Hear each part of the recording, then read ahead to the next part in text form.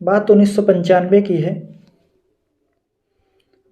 पंजाब के एक गांव में एक विजय सैनी और प्रदीप सैनी दो भाई थे।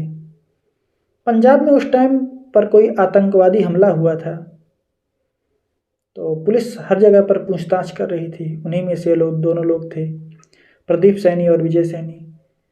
तो पूछताछ के दौरान पुलिस इन्हें काफ़ी परेशान करती और उनको यह लगने लगा था कि हम निर्दोष हैं, लेकिन पुलिस हमें ज़बरदस्ती पुलिस में डाल देगी। तो दोनों भाई प्लान बनाते हैं कि हम कहीं भाग चलते हैं। तो अब पंजाब है, पंजाब एक ऐसा राज्य है जहाँ पर हर एक घर का कोई ना कोई सदस्य विदेश में है। तो लंदन में इनको जानने वाले काफ़ी थे, तो दोनों भाई प्लान बनाते हैं कि अब हम लंदन जाएंगे यहाँ से। तो एक दलाल से बात करते हैं और दलाल इनको ठग लेता है, लेकिन जाने का कोई सटीक रास्ता नहीं बताता है।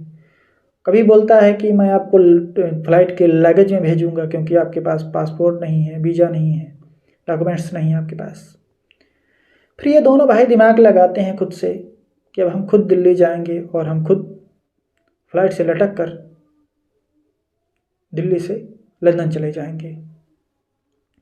ये दोनों भाई दिल्ली आते हैं और 10 दिन तक इंदिरा गांधी एयरपोर्ट के चक्कर काटते हैं। वहाँ पर पता लगाते हैं कौन ट्रेन, कौन फ्लाइट कितनी टाइम विदेश जाती है, लंदन कौन सी जाती है।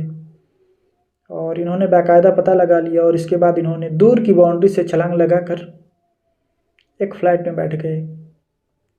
अच्छा, बैठने से पहले इनको पता था कि जब सवारी के लिए फ़्लाइट तैयार होती है तो फ्यूल डाला जाता है, उसको धुला जाता है, टायर चेक होते हैं। ये सब होने के बाद जो लैंडिंग गियर होते हैं, तो 2 लैंडिंग गियर थे, उनमें दोनों बैठ जाते हैं। एक लैंडिंग गियर में प्रदीप सैनी और एक में विजय सैनी बैठ जाते हैं और इसके बाद अपना सवारी आती हैं, लोड हो जाती हैं और इसके बाद फ्लाइट उड़ती है, लैंडिंग गियर बंद होता है। एक भाई की मृत्यु तो कुछ पल बाद ही हो जाती है, तुरंत जैसे ही प्लेन ऊपर। अब नेशनल जो उड़ान होती है वो लगभग 4000 फुट की ऊंचाई पर प्लेन उड़ता है। तो एक भाई तुरंत मर गया, लेकिन एक भाई बेहोश टाइप हो गया, तो वो मरा नहीं था।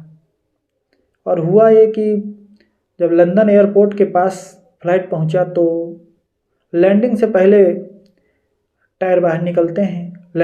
लैंड करने के लिए जो गियर होते हैं बाहर निकलते हैं, वो निकलते हैं तो एक बर्फ की सिल्ली टाइप गिरता है धड़ाक से। ऐसा लगता है कि बम फट गया।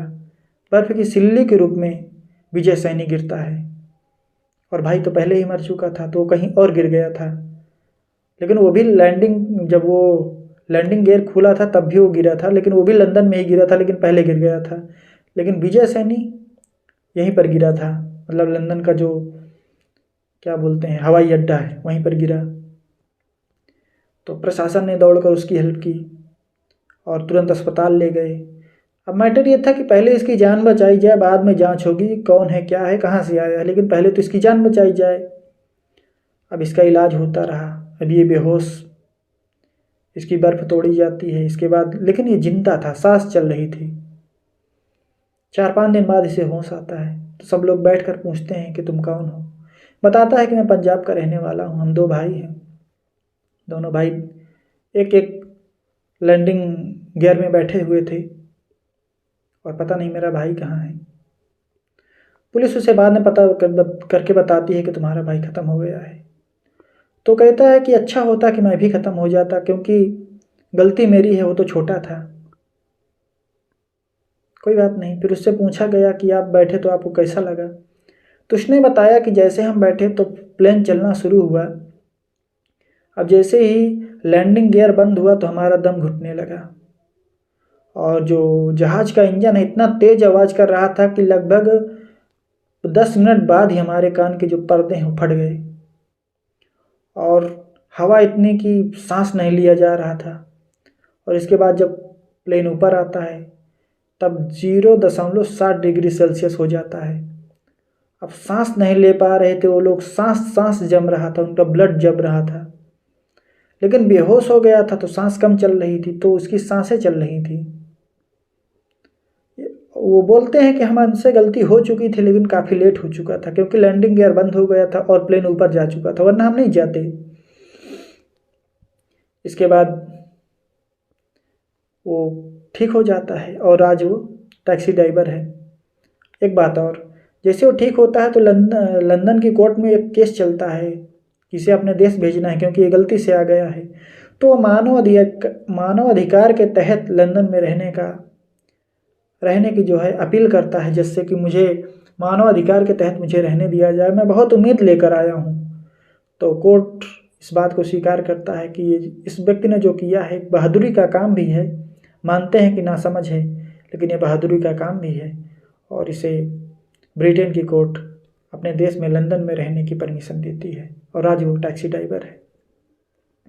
नमस्कार दोस्तों, एक और सच्ची घटना के साथ जल्द ही आपके साथ उपस्थित होंगे, तब तक के लिए नमस्कार।